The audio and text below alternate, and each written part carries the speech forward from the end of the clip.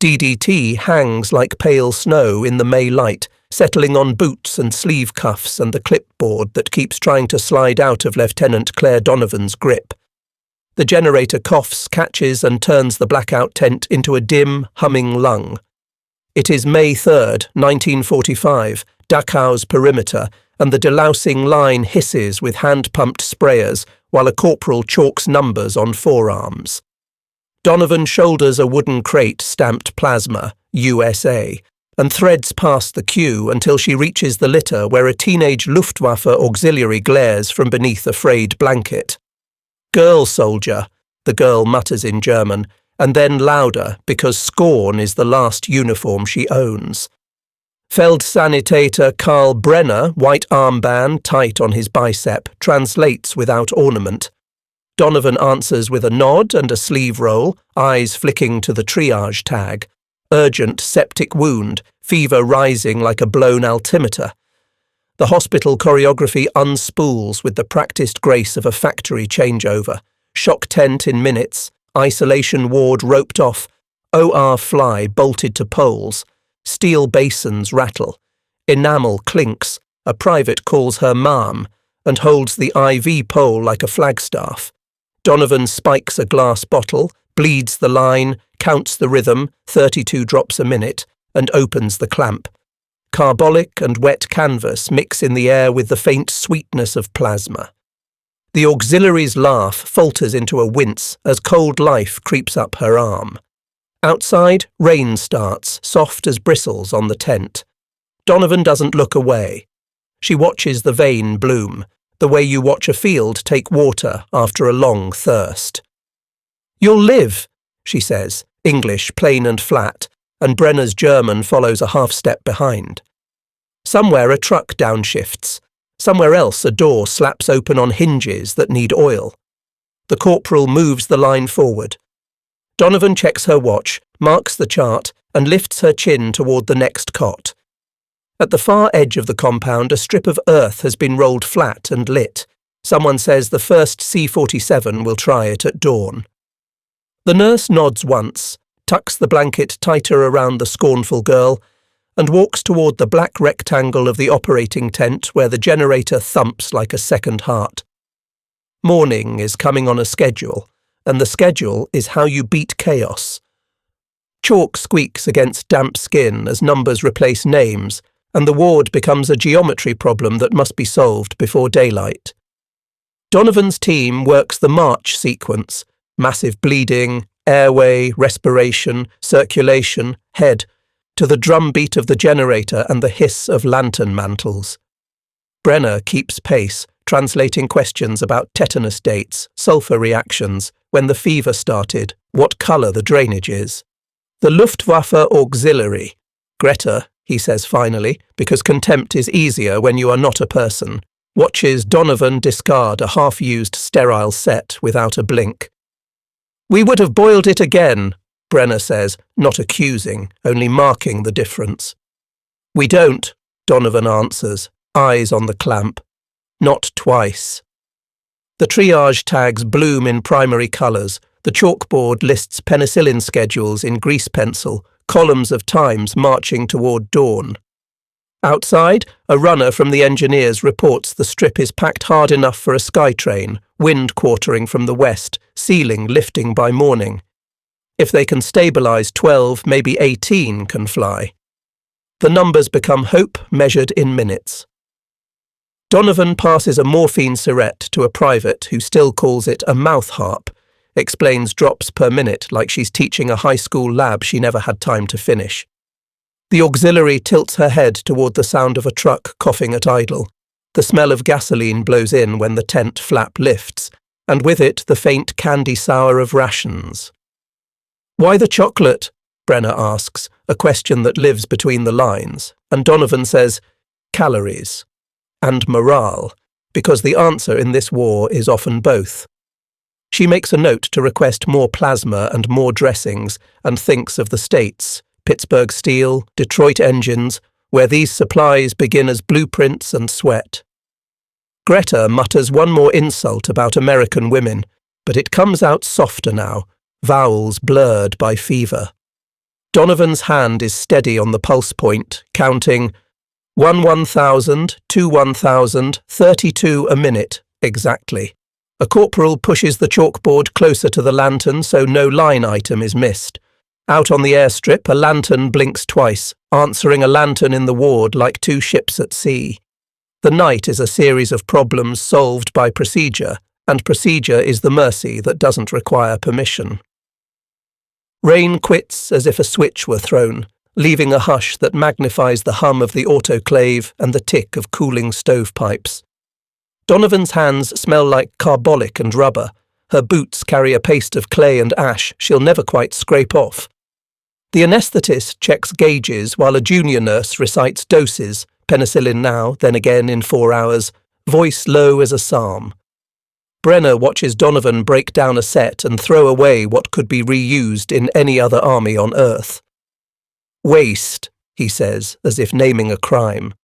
Insurance, she answers, and nods at the isolation ward where a cough could turn into a funeral without ceremony. He looks at the waste can, and then beyond the canvas to where trucks arrive and depart like tides. In the corner, a clerk balances cases per table per hour against sterilizer cycle times, against the field telephone's jittery calls from the strip. Someone mentions the morning lift, how a C-47 can carry 18 stretchers, 18 people who, in another war, would have waited for wagons or prayers. Greta's fever spikes and breaks and spikes again, sweat cooling her hair into thin ropes. Donovan swaps the bottle, counts the drip, notes the time, the effect, the colour returning. There is a map in the staff tent with pins driven into the American zone, each pin a hospital unfurling its canvas like a flag. By early June, they say, Third Army alone will be running 237 hospitals, enough beds to swallow whole divisions of the sick and wounded, enough order to make chaos blink. Another nurse murmurs a figure from the bulletin board, and it lands like a miracle spoken through a megaphone. Fewer than 4 in 100 who reach care like this will die. The number seems impossible until you see the routine that births it. Discarded tubing, fresh dressings, clean gloves, and more coming on every truck. Brenner exhales, a sound that could be surrender or relief, and asks for a roll of bandage for someone outside the wire. Donovan gives him 2 without asking why. The rain-lashed stars reappear one at a time. Somewhere a ground crew tests a landing flare and the tent wall blooms with the ghost of an airfield. Greta sleeps for the first true hour in days. Donovan closes her eyes and listens to the generator keep time like a big American clock. Dawn lifts the canvas from grey to dull gold, and the supply tent reveals itself in cubits and stencils. Case, dressings, plasma, do not freeze, Syretis, morphine, 0.5 grain. Brenner signs a chit with a pencil shaved by a knife, eyes climbing the stacked boxes as if they were cliffs. A quartermaster captain with a coffee mug and a hoarse voice explains the cadence. Convoy in before noon if the roads hold. If they don't, pallets by air in the afternoon. If air closes, then rail. If rail, then port. Nothing stops because nothing is allowed to. Breakage is calculated, tolerated, even planned for. Speed requires sacrifice, and the sacrifice is cardboard and glass, not bone. Brenner has spent a year boiling clamps and hoarding gauze, a year where thrift equaled virtue and survival. Now he stands inside a machine that rewards something else entirely, throughput. He asks how many planes, and the captain shrugs under his jacket. 10,000 and change built, he says, meaning C-47s, meaning the sky can be paved with help when the weather lets it. He taps a clipboard. 18 stretchers per aircraft, average cycle time under an hour to the general hospital, radio slots tight as parade drill. Outside, a corporal smashes a dented tin with one blow and throws it into a pile that will never be missed. Brenner's mouth works once before the words arrive. You piled up the supplies, he says, German heavy on his tongue, and then let them fall on us. The captain doesn't hear over a truck backfiring. Donovan does, passing with an armful of dressings, and she doesn't smile. "That's about right," she says. The Luftwaffe girl, Greta, sits propped on a wheeled chair near the door, blanket tucked too neatly, watching Americans sign forms faster than she can read them. The captain points to the cold chain notes for plasma, to the chalked temperatures they will try to hold, to the isolation ward counts that drive the next request. Logistics feels like weather here. You don't argue with it. You prepare. A forklift rattles past, the driver grinning under a scarf. The tent flaps hard in a gust, and Brenner reaches to steady a stack he could never have imagined assembling. The day is just beginning, and the warehouse has already decided how it will end. The sky train waits on pierced steel planking, engines idling like patient beasts. Second Lieutenant Ruth Alvarez walks the litters twice, checking buckles, testing the sway with her knee the way a sailor tests a line. Her flight jacket smells of oil and canvas, and the faint citrus of the disinfectant she swears by. The load plan is chalked on the bulkhead, shock up front, respiratory next, ambulatory at the rear. 18 stretchers if they keep it exact, no 19th not ever, because centre of gravity math is not a suggestion. Donovan briefs her fast, temps, trends, the one who needs oxygen on climb out, and Alvarez nods without notes. You can carry everything you need in your head if the system underneath you is solid. Greta watches 2 liberated prisoners and 1 German stretcher go past her, the insignia on their sleeves erased by bandage and dirt until need is the only rank that matters. Alvarez's medic clips an oxygen bottle into its mount, taps the gauge with a knuckle, listens to the hiss approve.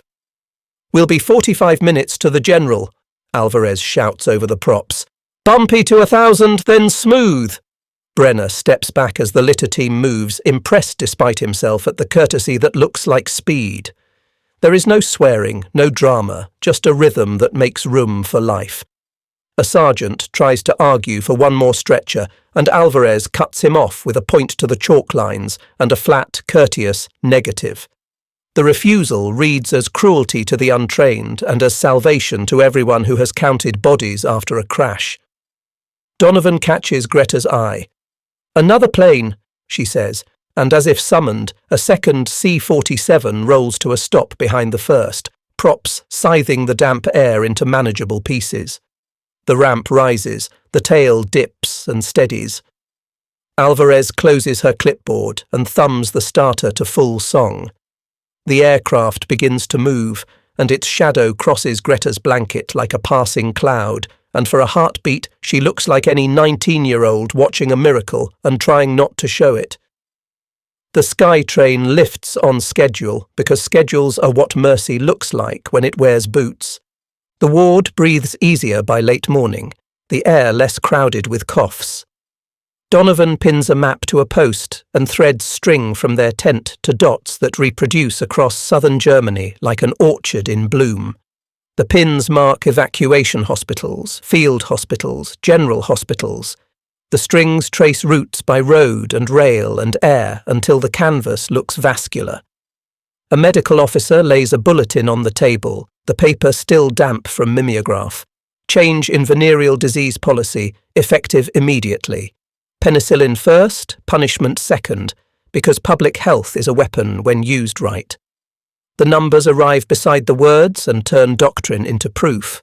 Third Army, by June, will operate 237 hospitals. Hundreds more across the theatre will fold Germans and displaced persons into beds that did not exist yesterday. Mortality after field care. Under 4%, a figure that would have sounded like a fairy tale in 1918. Air evacuation cycles, measured in under an hour. 18 stretchers per aircraft as standard. 10,000 plus sky trains built to make a sky road where none existed last year. The impossible comparison lives between the lines. In the time it takes a single C-47 to climb to pattern altitude, American factories can stamp, rivet or bottle enough to replace the supplies consumed to save everyone on board. Brennan runs a finger along the string from their ward to the general hospital and says nothing for a long time. Greta, upright now, watches a nurse log her vitals without ceremony and offer a ration biscuit without triumph. Donovan tells a private why tubing that touched the floor is never used, even here, even now, even for an enemy, because sterility is the cheapest insurance policy a rich nation ever wrote. Outside, trucks grind in low gear, and the warehouse exhales another curtain of boxes. The map rustles when the door flap opens, the strings trembling like veins under a stethoscope. This is what victory looks like up close. Not banners, but clipboards. Not speeches, but clamps.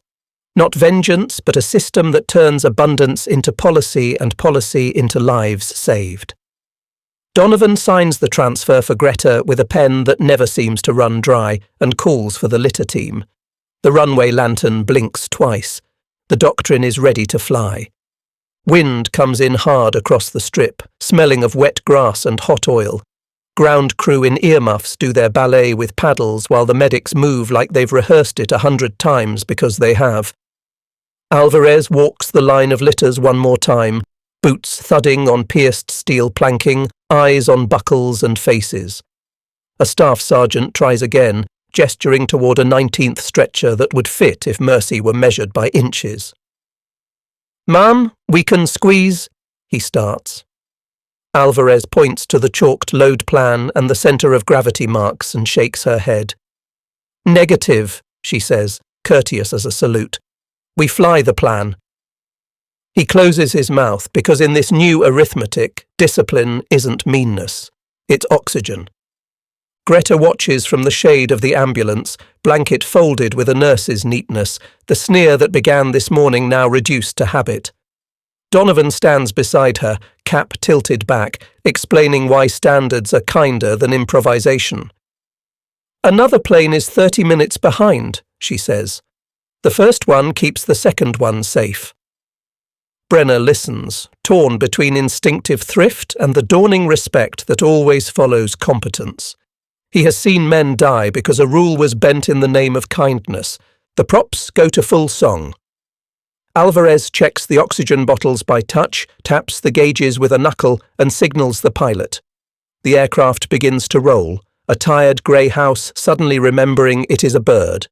The litter teams step back as the tail lifts and the fuselage steadies. Then it is gone, a thunderhead of dust marking the hole it leaves in the morning. At the far end of the strip, a second C-47 flares and settles, as promised.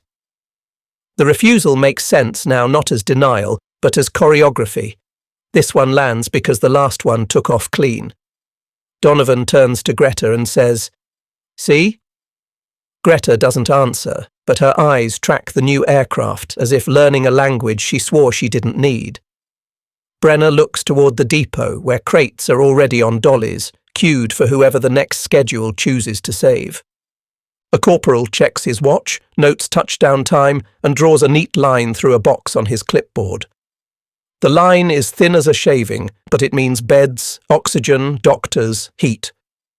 Alvarez steps down from the first plane's empty shadow and takes the next manifest like a runner's baton. The second plane's crew waves once through the windscreen, a quick workmanlike salute, and the gesture lands harder than any speech. Greta tugs the blanket tight as the prop wash ripples it like water, and for the first time she asks, barely audible, when the next convoy of nurses is due. "All day," Donovan says. "Every day until we're done." The words are not a boast. They are a timetable. Midnight draws a lane down the ward, a pale stripe of lantern light that turns the canvas into a chapel of the ordinary. The underwood chatters at a corner table where a clerk in rolled sleeves types names and case numbers and times, coffee going cold beside his elbow. Donovan stands with the surgeon over the day's tally, reading the ledger like weather. Cases per table met the target, 2 suspected tetanus caught early, 4 septic wounds already turning under penicillin, 1 loss, a man too far gone when he arrived, the kind the ledger can't pretend away. Outside, the rain has stopped. The generator hum is a metronome that keeps human hands moving at the speed of hope. Brenner has the waste can in his field of vision, though he isn't looking at it. The discarded tubing still feels like a dare. "We would have boiled it," he says, softer now, as if the accusation has become curiosity. Donovan nods at the sterilizer, its gauge steady as a heartbeat, and explains the arithmetic veterans know in their bones. Reuse buys minutes now and death later. She points to the isolation ward curtain and tells him what lungs look like when a single lapse becomes a ward-wide infection. He listens like a man who has watched scarcity make fools of brave people. The junior nurses do their rounds with the solemnity of altar boys. Morphine syrettes go into the sharps tins one by one. Dressings are logged and burned. Vital signs are written in a hand so clean you could iron with it. A private, half asleep on his feet, sets a fresh bottle on Greta's pole and checks the drip with a concentration he once saved for baseball. Greta is awake enough to notice and says nothing, which is its own kind of truce. They speak of the First War for a minute, of gangrene and the raw astonishment of watching a friend live because a bottle with a rubber tube was in the right place at the right time. The surgeon quotes the bulletin Duncan posted. Fewer than 4 in 100 who reach care like this will die, a statistic that would sound like bragging if it weren't written on a wall. The clerk pulls the last page from the carriage and blows the grit from its edge, then weighs it with his palm as if it might tip. Outside, a truck coughs and quiets, the way a tired man agrees to keep going. Donovan signs beneath the totals and asks Brenner if he wants to see the depot manifest. He says yes without thinking. He has started to understand that the ledger isn't only names, it is also weights and volumes and schedules that make those names possible. The nurse screws the cap back onto her pen until it clicks. The lantern sputters, steadies, and throws their shadows into a neat alignment on the canvas wall. Daylight burns the mist off the depot yard and leaves everything edged in hard lines, pallets stenciled with factory towns, drums that smell faintly of glue and medicine, the forklift coughing as it starts its day. A quartermaster corporal breaks a chocolate bar and hands half to Brenner without ceremony. It is not a gift so much as a fact. Standard issue, he says, and then starts walking the German through what Americans call acceptable loss. Crates arrive from the railhead with a known breakage rate. Bottles break, dressings tear, tins dent. The system absorbs it the way a boxer rolls a punch, planned, priced and forgotten. Brenner says, baffled rather than angry, that where he comes from a torn wrapper is still a bandage. The corporal nods and answers in a language made of tables. The time it takes to re-sterilize compromises output. The infection risk compounds like interest. The next truck is already inbound. Waste here is not a sin, it is a strategy that buys speed and guarantees sterility. He points to a stack of plasma with cold chain chalk on the side, and almost as an aside mentions the factories that send this river. Back home, he says, penicillin is being made by the drum, production so scaled that by 1945 the military can start loosening its grip. On the far side of the yard, an officer observes that the sky bridge only works because the fuel is there to feed it. Brenner has read the figures. By September last year, Allied bombing had cut German fuel production by more than 90%, and now the same gasoline that grounded the Luftwaffe powers ambulances and aircraft that move bandages faster than sickness can. Greta sits on the tailgate with a biscuit, watching the arithmetic of victory. She would have scoffed yesterday at the notion that generosity could be a weapon. Now she sees that a bar of chocolate contains policy and that a pile of crates contains a doctrine. Donovan appears with a requisition for more IV sets and the corporal stamps it before she finishes the sentence. The sound is clean, final, indifferent to drama. A whistle cuts across the yard and men in coveralls shoulder a pallet as if it weighs nothing at all. The corporal initials another form and tears it free with the finality of paid debt, the paperwork equivalent of a salute. Morning pours into the ward the colour of tea, and for the first time in days the soundscape is mostly sleep. Donovan opens the morning report the way a navigator opens a chart, pencil poised. Admissions, dispositions, evacuations. A tidy column of numbers that would be sterile if not for the breathing that produced them. She writes the names for transfer and circles the worst of the overnight cases for priority airlift. Greta's fever curve has flattened. The leg smells cleaner. The dressings lift without tearing. The box next to her name gets a neat diagonal slash, cleared to fly when the aircraft cycles back. The zoom-out comes naturally now because the system invites it. Orders from Corps report that 3rd Army hospitals, 237 by early June, are absorbing waves of displaced persons and German POWs alongside liberated inmates. The numbers read like an atlas of relief. Over the strip, a Skytrain's shadow crosses the ward roof. On the bulkhead outside, the medevac cycle time is chalked as under an hour when winds behave.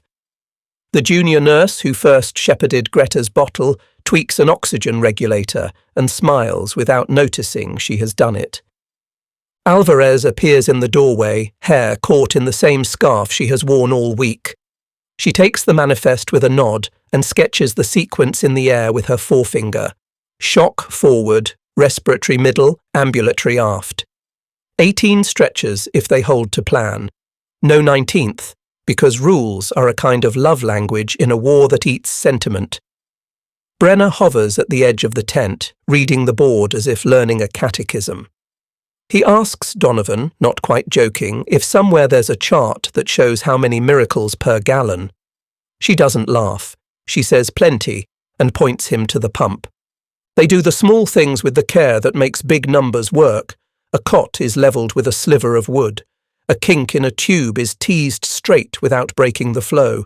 A soldier is shaved to make a dressing stick better. Donovan signs Greta's transfer and hears the pen scratch. In a month, that sound will mean nothing to her, but today it means a life leaving a place it would have ended. Outside, the Skytrain brakes squeal. Inside, the map rustles when the flap opens. The day folds itself around the schedule like canvas around a pole, and the ward holds. The staff tent smells like pencil shavings and wet rope. On one wall, the theatre map is crowded with pins whose colours have faded under fingerprints. On the table, Jan Nowak's notebook lies open, a thin brown rectangle that contains more winter than paper should. He writes quickly in a hand that looks like fencing. What the barracks were, what the latrines were, what the water was, and then what the delousing line felt like when the powder bloomed and the itch stopped for the first time in months. His words are not poetry, and so they pass the test of truth. He notes the chalk on forearms, the clipped English, the way the Americans say copy when they mean I hear you. A public health officer briefs in a voice trained by long meetings and short nights. The objective in the American zone is clear. Drop disease curves, stabilize camps, triage civilians to clinics, DP hospitals or transit hubs. There are rates for everything because rates are how you catch a plague before it catches you. DDT is applied by the pound. Latrines are measured by persons per seat. Diets are caloried until they stop being rumours and become muscle again. The officer does not talk about justice or metaphysics. He talks about bed nets and lice and water points because that is how empires end and republics begin, one clean latrine at a time. Greta, steadier on her feet, waits with her litter near the door and watches a nurse check a clipboard with the worry of someone leaving a house she didn't plan to visit. Donovan steps past with a stack of requisitions and a thermos and stops because there is a sentence that needs saying. "You'll be all right," she offers, and Greta looks at the floor so the words don't have to land anywhere embarrassing. Brenner stands with his cap in his hands like a schoolboy and reads the wall pins as if they might come loose and fail without someone watching them. Nowak's pen pauses when the Skytrain's engines spool up and the canvas trembles with the sound. He writes a line in Polish he will translate later into English for a cousin in Chicago. They defeated our executioners, and then they defeated the plague. It is a flourish and a fact, and he knows both can be true. Outside, the litter team begins to move. Inside, the map's strings twitch when the flap opens, air sucking in, air going out. It looks like a diagram of lungs and feels like weather. The public health officer ends with logistics because everything ends with logistics. More clinics are opening along the rail lines. More nurses are cycling forward. More supplies are queued against the next week's needs. The notebook closes with a sound quieter than a prayer. The pins stay, defying gravity by sheer insistence. On the strip, the sky train lifts into the thin blue as if numbers had grown feathers. Weeks later, the weather goes from merely good to generous, and with it, the network hums like a hive.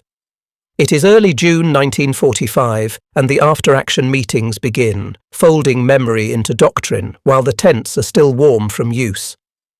Donovan sits at a table with a chipped enamel mug, her notes clean, her knuckles nicked, and listens as the medical officer sketches the campaign that follows the campaign. Air evacuation worked beyond expectation. Cycle times under an hour when winds behaved, minimal in-flight complications, 18 stretcher loads at plan, 0 tolerated deviations. Infection control met its mark because sterility was treated as strategy, not suggestion. Alvarez stands to speak and keeps it short. The refusal of the 19th stretcher will be codified, not as stubbornness, but as airworthiness. Ground operations will get another checklist. Oxygen bottles will be remounted to shave seconds in turbulence. She looks exactly like every flight nurse who has ever balanced compassion against math and chosen to save the many by telling one person no at the right time. Outside, a SkyTrain starts and the canvas trembles. Brenner is there as a translator and as a man who has learned how abundance works. He does not apologize for the war, he inventories its end. The quartermaster reports that acceptable loss figures were accurate and, if anything, too conservative. Speed taxed waste and paid in lives saved. A staff captain clicks a projector through slides that would sound like propaganda if the numbers did not carry their own authority. The United States produced roughly 45% of the world's combat munitions. The Allies outproduced the Axis by about 3-1. Allied bombing had already cut German fuel output by over 90% the previous autumn. The impossible takes shape as arithmetic. Greta's chart is on the table as a case study. Septic calf wound debrided, penicillin regimen completed, transfer to General Hospital by air, prognosis good. She is not a symbol. She is a patient who lived because a system decided to. Nowak's note, read aloud, gives the numbers their moral. They beat murderers, then microbes. The room is very quiet for a minute. When the meeting ends, Donovan signs the last requisition of the day and steps outside into a yard that looks for a heartbeat like home. Stacked boxes, straight lines, a noise that means work. The tents will come down, the pins will be pulled from the map, but the paragraphs will remain. They will ride forward into wars not yet named, into aircraft not yet drawn. The system has learned how to manufacture survivals, and that knowledge will not be surrendered.